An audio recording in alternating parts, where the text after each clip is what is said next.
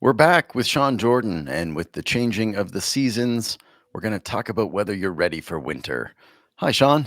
Hello, I'm It's good to back. have you back. Yeah, it's getting cold and it's time to talk about this stuff. It's December 1st already.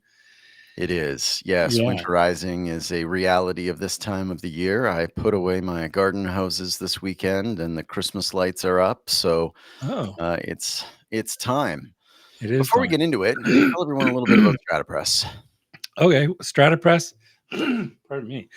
2017, we really got into what we're doing right now. We rebuilt the platform and we focus on selling documents, automating document requests for property management companies. But we've also built into this a portal for strata owners and for self managed stratas where they can communicate with their council and their property managers and access documents and book amenities. And soon there'll be accounting for self managed stratas and some other features we're working on with AI in the new year. So that's what we're all about. Excellent. Getting Stratapress.com. If you want close. to know more information, yeah. Perfect. Well, let's get into the winterization subject. Yeah. Are you winterizing? So BC winters, they bring heavy rain and freezing temperatures and unpredictable storms, the atmospheric rivers and all those type of things. So having a solid winterization plan can help protect your building and reduces emergencies and keeps everybody safe. So just thought I'd put down some of the talking points I came up with when thinking about my experience with a number of different stratas and being on their council and what we had to do for winter. Saw a lot of things you don't expect to happen can happen. So That's very that's what true. this list is all about. Yeah, you think about the number of claims that result from either frozen pipes or from water ingress, flooding, all of those good things. And all of those add to costs for owners, whether there is an emergency response, whether there is a chargeback to a unit owner, or whether it falls under the Strata's insurance policy. So anything you can do to reduce your risk is a great place to start. That's right. And it all starts, I mean, easiest thing to do is inspect the building from the outside. Take a walk around, make sure all the gutters and downspouts are clear. Take a look at your roof condition. Talk with your council about pre-winter roof inspections, checking shingles, and membranes. Hang on, my cat's jumping on my desk here. Um, look for signs of deterioration. Look for exterior caulking around failure points, around windows, window perimeters, and door frames, and just look at visual inspection. Take some photos. I was even thinking like through StrataPress, at least through StrataPress, you can send out a notice to all the owners and ask them to take pictures of their their access to their decks and their patios and do some photos around the caulking and where the seams meet and everything, just and submit those photos for the council to have a look at, so you don't have to come into your suite all the time and look at stuff. You can just submit some photos, but otherwise the rest of the property is kind of up to the council and maybe even some professional consulting, like somebody looking at roofs or a building inspector to come and check those hard to reach spots that might be not be protected. But You we'll know, Sean, a couple of weeks ago, I had Skydweller on, and those guys do exterior window cleaning with drones. oh And not only is that much safer, but you can do it more year round and even not in proper lighting because you're not risking human safety up on ladders or hanging from buildings. But one of the things that they do for anyone that they're providing their window cleaning services to is an exterior inspection. So they fly the building looking at all of those places you can't get to with their yeah, drones, yeah, so you can see the gutters, you can see the caulking, you get a good view at the building envelope, as well as the roof, so that you get a good sense of where you might be seeing some problems developing. that's So right. I'd never heard of that being used in that way before, but yeah, Skydweller with the drone cleaning and inspections, super cool. That's great. That's great. They Yeah. probably got a camera, can zoom in on stuff as well. So, Exactly, but your idea for anyone that has a patio, being able to go out there because you see your own unit every day, you'll know when you've got a problem potentially with your caulking or with your window seals and surrounds, right. and so that ability to submit those photos back to your strata council and get their eyes on it would be, a good alternative for those that have balconies. Yeah, and it's a good time. It's more visible in the winter with the hot and cold, with condensation forming on windows Sure. in areas. Um, might have a crack in the seal, that type of thing. Especially double paned windows now, they can have a crack in the seal, and the interior will get condensation. So stuff to keep an eye open for as well. So Absolutely. yeah, Oh, that's a good one. so yeah, roof what are we on? Roof damage that applies to the roof as well. I was going to say go around the outside and take a look at what you can visually inspect, but then you get up on the roof, it gets a little more dangerous. We had safety gear that we had to wear going on the roof, even as council members, tie-offs Yeah. and a harness and that type of thing, but you can probably leave that to professionals. But roofs, you can see, it might look clear, but your gutters might not be clear. We had a very large roof. I don't know how many square feet it was, and it looked like our drainage would be enough to handle the capacity, but when it really rained hard, those drains had nothing to they weren't big enough, Really? and there wasn't enough Wow. downspouts. Yeah, we didn't know that until you get to the heavy winter rain.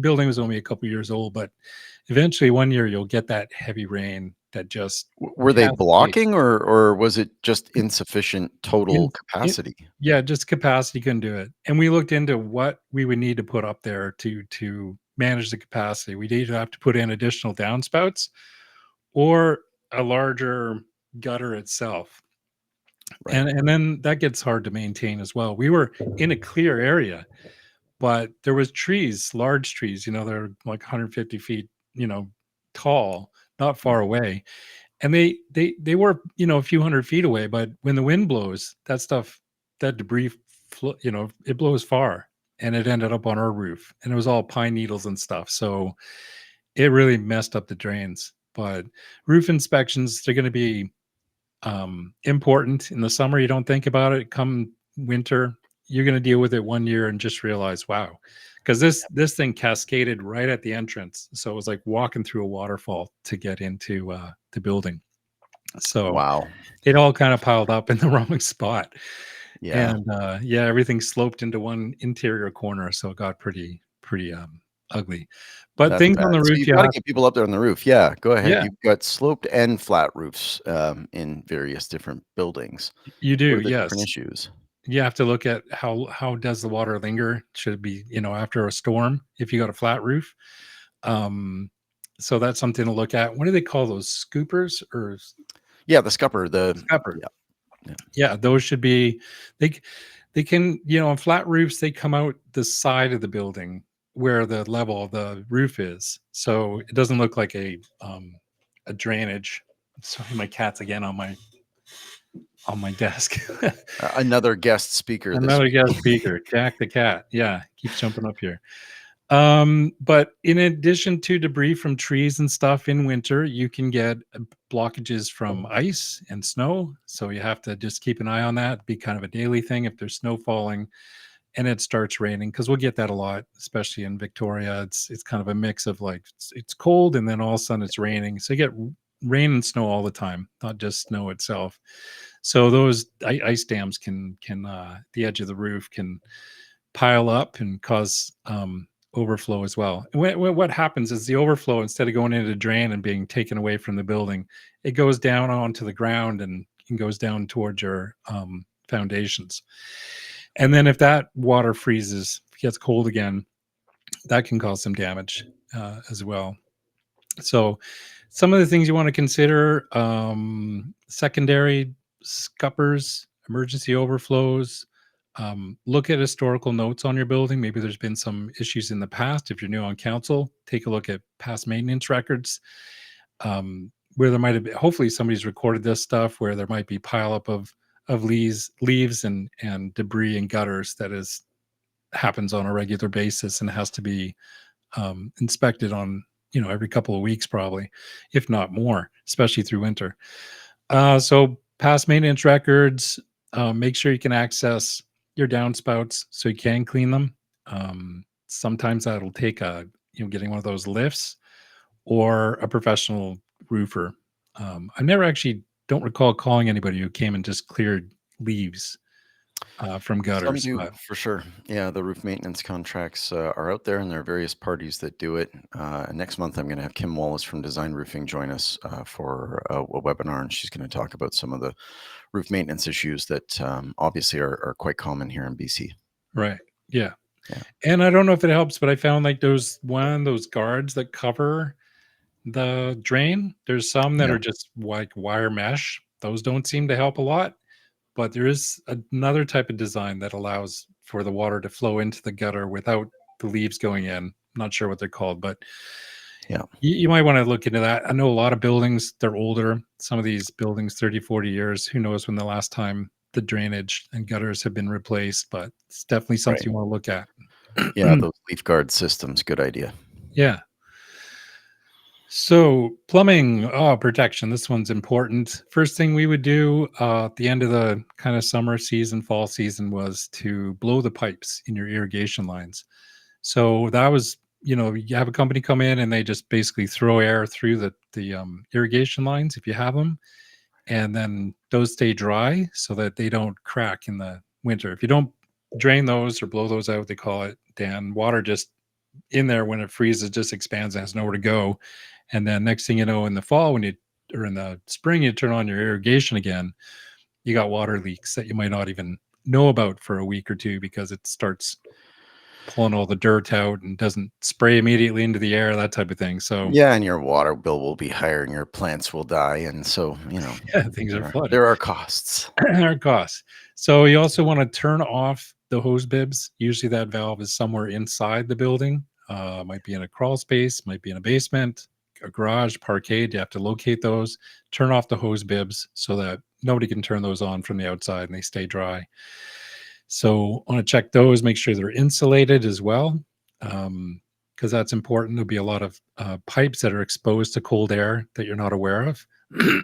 And they might last you a couple years, a couple bad winters, but eventually those pipes will crack. And then you got water that has to be shut off. It's not just a valve. You have to find the main water source to the building probably and turn it off for everybody. So you don't want to get to that point. So you want to look at your building, mechanical rooms, storage rooms. Um, they might need a small heater. If you're in a concreted building, it's got a parkade. A lot of our storage rooms and service rooms weren't heated. So you might want to look at having a little space heater in those rooms. Um, you can remind owners also when it comes to looking for cold areas, condensation, open up cabinet doors, protect the under sink plumbing, because that can get damaged as well from cold air. And not so much like I'm thinking, we were in a condo tower for the most part, but there is stratas that are like townhouse stratas share a lot of space underneath. Maybe they have I know one strata I'm aware of, they have an underground, like a crawl space. Every single unit has a crawl space built probably 30 years ago. And all their pipes were exposed and not insulated until one winter where they had a bad cold winter and a number of pipes broke, and including the water pipes, there was the sewer pipes were also busting, so it kind of created a chaotic mess. You don't want to get into that kind of repair. No kidding. And one other thing is like identifying the units that have exposure to prevailing winds. They might need some extra care and insulation, some improvements in their insulation, corner units, things like that, top floor stuff, where they're openly exposed to wind and cold. So those are a few of the places to check.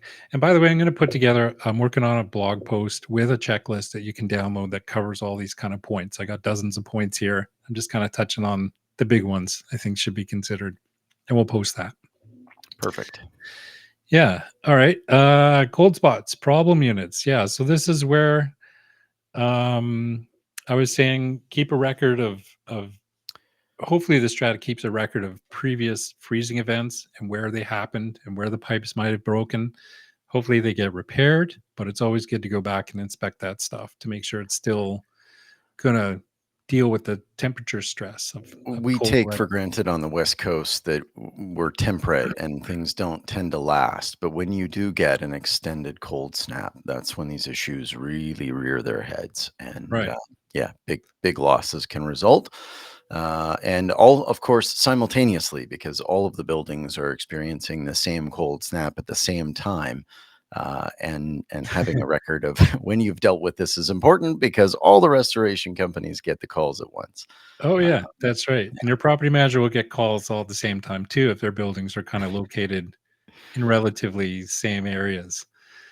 Yeah, So, I mean, absolutely. So that it's last piece, that last slide, there is, some help you can get from strata owners, where you can ask them to identify areas where cold air is entering around windows or patio doors, electrical outlets, um, and just tell your strata to put your hands over your electrical outlets and see if there's cold air coming in from those. Because when it you won't notice it any time of year, but if that is shared a wall space that has airflow in it, and maybe it's not insulated, maybe it's next to a common area that's not heated, then that airflow, you don't notice it until you put your hand over it and realize, hey, I got like a freezer door open here all day and it's just pushing cold air into my unit. So it's something to be aware of. it's a good point. And there are some very cheap, easy fixes for you if you're, willing to just remove the plate cover and put behind a little layer of foam. You can get the electric plug blocks that can go in and fill those, and you'll stop 90% of that cold air from entering your space. But even knowing that they're, unheated or uninsulated is important. Yeah. The mechanicals, the heating system. So check your heating systems for common areas. All buildings, at least with shared common areas, should. I'm thinking condo towers again here. When you walk out into the hallway shouldn't be cold. There is heating units in most uh, condos in the hallways, and they have a heat exchange or a heat flow airflow. So that air is designed to push air into the hallway, which pushes air underneath the doors to keep everything that's in your unit. So you don't have cooking smells and other stuff. But that air should be warm air as well. So if it's not, then maybe the heating coils are burnt out or have to be inspected. You can get professional inspection for that type of thing. It's probably a good idea to come in and check the mechanical stuff. You want to check for replacing filters. You want to make sure the fans are working. You want to check the fans even inside your own unit because if you can't have cold air. Your window's not open in the winter. So when you turn on your bathroom fan, um, you're not going to have your windows open. So you want to make sure your fan's sending out the air properly, and so you don't get a lot of condensation, and then which leads to mold and other stuff in your unit. So things that strata owners can do is check their own mechanicals, turn on your fans, make sure they're pulling the air out and keeping things, moisture free. So same, there's people using heat pumps as well. Those should be checked. Check your thermostat settings, make sure they're functional, make sure they're accurate. Mechanical rooms, typically where there's no heating at all, is where you want to protect equipment. So it might need a little space heater in some of those situations as well. So, in the life cycle of these systems, you want to make sure that hey, you've been doing an inspection for 10 years, but how long is that mechanical piece of equipment expected to last? Based on the warranty. So you don't want to have these problems in the middle of winter. So you just want to make sure that you handle it before things get too cold. Absolutely. No, some really great points there. Yeah. And continuing with the Ventilate. ventilation Yeah. side of Well, that business, right? exactly. Like I said, wherever there's fans in common areas and for individual units, you want to make sure they're functioning properly. Venting outdoors. Some systems they just recirculate the air. So you want to make sure that it's not so humid that it's causing a problem. Some fans, take the air right outside. So you want to see what yours is doing and if it's doing the work properly to keep the moisture out of your unit, which leads to condensation on your windows, which could lead to causing problems with the framing, especially if it's a wood frame and rot and things like that. So you want to keep condensation to a minimum. Dryer vents is another one. Make sure they're clean, free of lint buildup, properly sealed. So, because you got warm air Yeah. and cold air mixing, Most condensation. stratas do that every year or 2 to make sure that their ducts remain clean. Yeah, and you want to make sure that the flap on the outside as well is free of any obstruction, so that the air is flowing out. I've seen that before where they've used a mesh wire over the vents for the Yeah. dryers, and those just get plugged up with lint. And then pretty soon you're not pushing air out. You're just a bunch of warm air causing condensation. And it's Yeah. probably happening in your roof or attic, as a means of, expelling the air through the roof or the side of the building. And you'll have condensation dripping into wood frame areas that could lead to rot as well, especially if it's unchecked. Kitchen exhaust systems, parkade ventilation, they're quite big. Yeah. Want to check to make sure those are working properly. Moisture prone areas, storage rooms, stairwells, Yeah. ground level corridors, they may trap damp air and have limited airflow. So it's mostly water damage at this point. It's caused by cold air, and moisture and warm air. We've Yeah, all seen those photos of whether it be attic spaces that have mold in them because they're improperly ventilated, or because warm air is allowed to enter from living spaces, and that moisture just causes a problem over time. So yeah. yeah, So it's just being common sense. What is getting the moisture out of here? Look at your ventilation systems. Make sure they're working properly and they're not being blocked or obstructed in any way. That's a perfect. simple one. Snow and ice management plans. So nowadays, you can't just call up a snow removal company when you need snow removed. You have to get them onto a contract, and they'll be there for you with a priority when you have them on contract. And usually, it's a cost. You may not actually use the service if it doesn't snow, but and there'll be some companies will offer rebates on that type of thing. But from my recollection, we always use the same company every year and got top priority because we were always first on the list. And it was a good contract because, without the snow removal, who's going to do it? How are you going to take care of it? You know? Yeah, and this is a safety issue as well, whether it be people or vehicles. Slip and fall injuries are much more common when the weather is cold. And Right. if you're not dealing with it adequately, that's a problem. And even the hearty, healthy neighbors who are willing to help with clearing some of your paths, I think there are potential liability issues if they injure themselves while doing it. So, as a strata, it is important to have a snow removal contract, depending on the nature of your property, and that will obviously ensure that you get treated and served at some order, depending on the nature of your contract. How did you guys get top of the list, Sean? Well, we were this top, like, I was early every year. It was like, in the fall, I'm contacting the company we did the contract with and making sure we're still a priority. That because they'll book as many as they can to a limit. Eventually, Well, it's like, well, yeah, we can't they take have on to be any able to more serve companies. them. Yeah, because they have to be able to respond when there's a snowstorm. And if they can't service all the people in their contract, then they're going to lose business, of course. But also, it's irresponsible. If it's going to take a big years or hours to clear snow. So we were good with them. We made sure we had a good contract with them. We were reliable. They were reliable as well. So that's what I mean by top of the list. Just have a good relationship with that company. Review your contracts every year. Get on the list Right. as soon as possible for the year, right after winter. Maybe just say, well, next year let's renew our contract. you know and you can look at past performance from other council members if they share the information of how that company performed, where there are delays, where there are incomplete clearing, improper salting, that type of thing. And they'll do these other things. They'll come around, and salt your driveways as part of the contract. You can have that. We used to keep a bucket of salt and a scoop at the front door because we had two buildings that had a sloping entrance. So you had to drive up a slope Right. to the front door, and we were on a hill, so we had buckets of salt. and a scoop. And so anybody who was just waiting for somebody to come pick them up or throw a ride or could see that, maybe it's moisture out, it's getting cold, they would just grab a scoop and throw some salt down on the ground. So good idea to go to wherever you get Canadian Tire or other outdoor type stores where you can buy the road salt.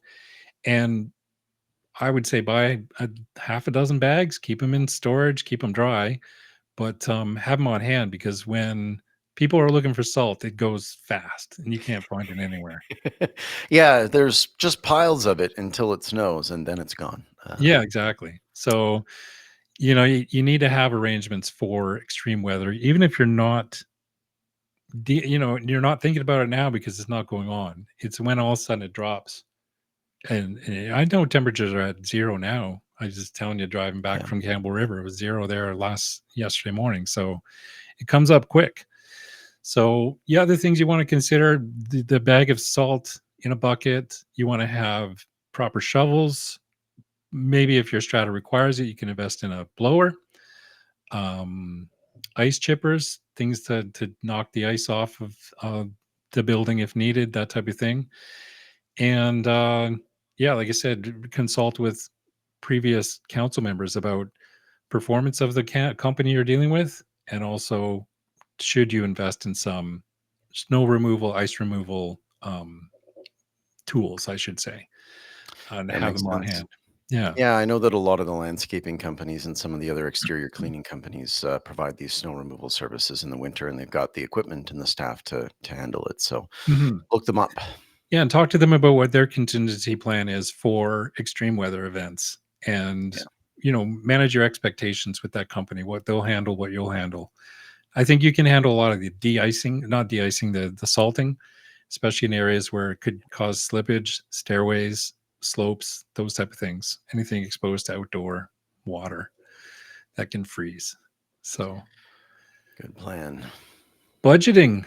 Okay, yeah, which comes down to, reviewing your contracts and thinking about what's happened with your property in previous years, talking with previous councils. Hopefully, they've documented these things.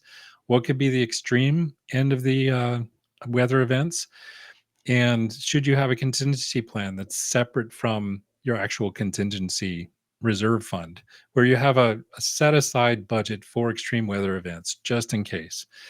That could be not necessarily snow, but heavy rainfall, damaging drainage systems, having emergency building envelope repairs. Maybe you'll have a windstorm, maybe a branch comes down, punches a hole in the roof. Yeah, You need repairs, things you can't expect or predict. So, contingency fund would be a smart thing to have. And what else we got here? Realistic, heavy snowfall, atmospheric rivers, extended cold snaps. Are you prepared for that type of thing? And it all comes back to this budget. I mean, you can handle it if you have the yeah. budget. So you just have to think about that in advance instead of like, okay, where do we get the money for this? And now it's probably near your end of year. Maybe your budget's not what it was supposed to be. Maybe you overspent the previous 10 months. So you just have to keep an eye on that type of thing. Well, hey, that's where we come in. That's we do a lot of budget Hmm. analysis for stratas and for owners, realtors, and buyers, and a bunch of it is focused on, are you adequately planning? So our annual benchmark report is meant to help strata councils and their managers see these line by line items and determine whether or not they're being realistic about their Yeah, budgeting. And always better to have a little bit extra aside. If you are fortunate enough not to need it, that little self insurance that you've done can top up your CRF next year, that's right. all as approved by owners, but it's better to be prepared. Yeah, and consider those costs in your budget. It's just your budget planning for sure. A heavy winter demands, and uh, yeah, it's just cost of energy going up. Plus the added extremely cold temperatures could really dig into your heating budget for common area, common space, that type of thing. So For yeah, sure. We talked about walkways. safety issues. Yeah, this is part of it, right? Yeah, avoid your liabilities. By clearing sidewalks, Yeah, and look clearing after your squares. owners, right? They all live there. Nobody wants to end up with a broken hip or twisted No, ankle because of inadequate preparation. And in many cases, that's what this is. So, yeah. yeah, I should mention too, like before we used to have that bucket of salt at the door. We did have them at every door and everything that led outside because in our building there was either stairs going up from the parkade or coming down from the building itself. So having just a bucket of ice in the winter season around those areas, so the owners they'll grab a scoop and throw some salt down so to prevent slippage and things like that. So, in addition to that, I mean, not only clear it, but you want to make sure that the surface material is not prone to slipping. So, worn concrete, smooth pavers, if there's a coating on there that needs resurfacing, that type of thing. You want to make sure that, it just because it's clear of ice doesn't mean you can't slip on it. You want to check to make sure that you know, what we used to do with decks is staining decks or painting decks. We crushed walnut, you can throw some grip in there, or you can get commercial type of materials that you can stick on steps to provide grip. Yes, So good points. snow can build up at building entrances, so you want to make sure that it doesn't pile up there. Have those shovels handy. Emergency exits is an important one. Make sure they're clear so they can be opened, especially after a winter storm. Make sure your emergency exits aren't obstructed. Handrails and guardrails are secure and safe to use. You'd also want to put out some signage, possibly. So if it is slippery, give people a visual. We had the little yellow stands that would pop open and just, indicate it's slippery here. So Yeah, you put those in your near it's your a good idea. entrance and stuff like that. Yeah, I mean, the people walk in the winter, all the snow and ice melts off their shoes and boots, and all those tiles can get very slippery. So, Yeah. yeah, And good. I would encourage council members to encourage their strata owners to report these things if they do see an area that's Yeah, could be a hazard. Have residents report this stuff to you. Have a mechanism, an email address, or somewhere they can post that this is they something to should be be aware of. using Strata Press. It's all there. That communication can go right in, right? Exactly. I was going to throw that in there, but that's exactly what it's for, is to let people know, what the situation is. The council can easily put out a notice saying, beware of these conditions, or check for these conditions, report back to us what you see, those type of things. But give owners a way to um, report these things. Yeah, So, I mean, I love you talked about having that little yellow signage. Like, if yeah, that's existing in your lobby area, anyone who sees it can be empowered to grab it and put it out there so that people know that's that right. it's a problem. Then it can be reported, it can be cleaned up. Carpets can be, refreshed, or better mitigation of that water in Yeah, your lobby or on your exterior stairs, wherever the case may be. It's a great yeah. idea. And if your strata is offering that stuff and you see a condition where it makes sense to pull that sign out, we used to keep the signs near the front door, and they can just be tucked away. They can be pulled out anytime. And that goes for, heavy rain, not just ice, but heavy rain. Again, coming in from outside onto an area that's maybe carpeted, but also might have tile, can get really slippery. So just being able to put that sign out and say, hey, be aware this could be slippery right here, and avoid any potential liability costs Great with that. idea. Great Yeah. idea. And yes, that's awesome. Thanks, Sean. Mhm. Unit level winter responsibilities. So strata councils should clearly remind owners to check under sink piping, test smoke and CO2 detectors, inspect windows for drafts, maintain balcony drains, and report any signs of water penetration. So that's again communication. Put it out to your strata owners, maybe take some photos, ask them to take a quick look around the outside of their doors, see if there's anywhere inside that has either a leak or condensation, and just don't ignore it because the water is very damaging to wood frame. And so you want to make sure that you're getting that full picture of what's going on in the building. So, and that can be in the form of, just even a carpet stain. If you see a carpet stain, that's probably a Carpet water. stain, discoloration on your walls or ceilings. Yes. Yeah, water Check. is.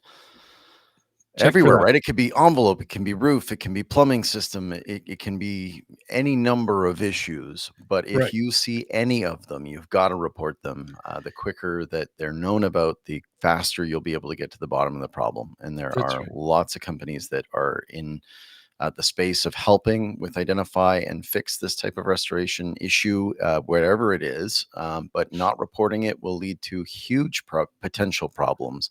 Um, yes, you've talked about water damage. There's also the whole mold issue. If it is persistent and it's sustained, then it can lead to much bigger problems. That's right. And the staining's just one example. There's other, just dampness, general dampness in an area. Doesn't have to be stained, but maybe you walked on it with your sock and it's like, my sock's wet now. Bubbling paint on walls can indicate a moisture problem. Or you can even you can smell mold. Yeah. So if you smell mold, see bubbling paint on your walls, report that to the strata before those issues get For worse. those wondering what mold smells like, it's a musty, moisture-filled not niceness. You will No, be able to identify it once you have actually seen and smelled it together, but until then, if you're smelling something that's not right, it could be mold. right.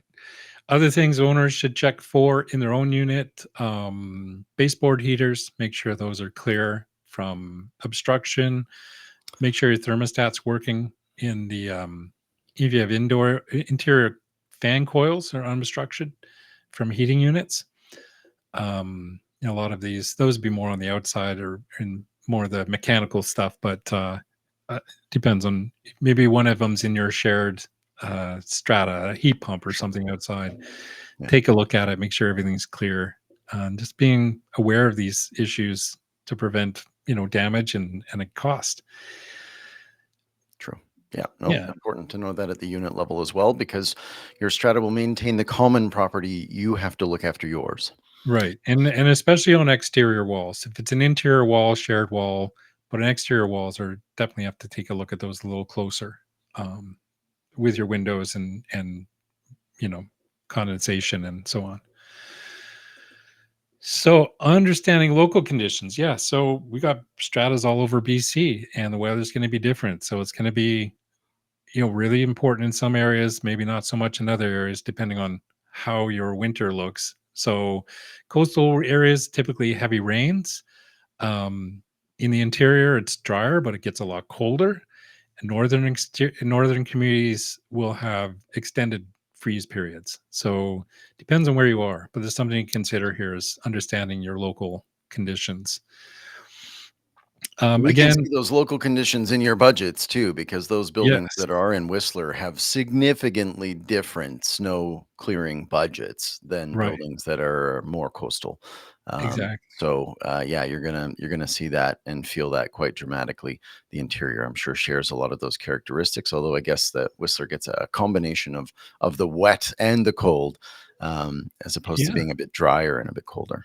That's right, and we also have stratas on StrataPress. They're up on Mount Washington, so they're up on a Oh yeah, mountain. So those ones, even there's lots to consider. I was involved in one of the stratas up on Mount Washington, and wintertime is yeah, that's what they're built for. It's not fancy on the outside, those buildings, but they're well sealed and prepared, for it. built for the weather up there. So you got to make sure your strata's built for the weather wherever you live. Also, again, history talk comes to budgeting. Talk to your previous council members. Hopefully, they documented this information. How have previous winters shaped up? How was your property when it experienced the atmospheric river or extended cold periods or exceptionally heavy snow? Want to get some history of what happened that year and what did you do? What did you have to be prepared for? So one thing, I mean, if you're dealing with self managed stratus, as opposed to professional management, you don't have the same people on council necessarily year after year after year. Yeah. And what happened 4 or 5 years ago might be forgotten if nobody documented it. And maybe you're not considering what could have happened 5 years ago can happen again today, or maybe even something even worse. So, Yeah, you just don't know it. I mean, this institutional knowledge that should be sustained within all condo and strata communities is lost in self-managed communities often as strata council members rotate and people right. move in and out of a community. And And it can be several years between major weather incidents, whether that be freezing or atmospheric rivers, and you don't want to lose that knowledge. And I think that kind of takes us back to what StrataPress does really well, and it is maintaining that knowledge over time. Can you Right. tell everyone about that?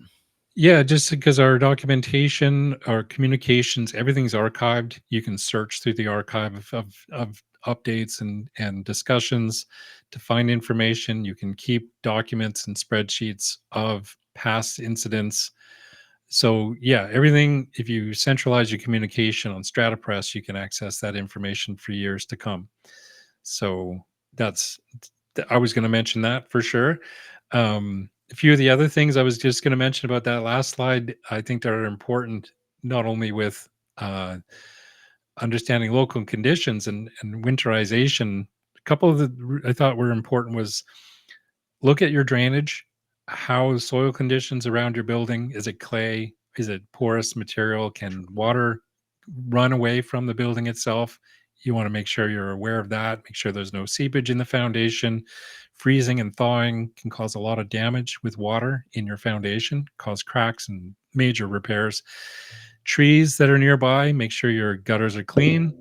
And, you know, especially where you're in a heavy rain area, and wind exposure. I know we touched on that a little earlier, but those are the big ones. Soil drainage, the vegetation around your building, what's falling on the roof, what areas of your building are exposed to wind, um, and what can your heavy snowfall, was the building designed for the type of snowfall that you might get?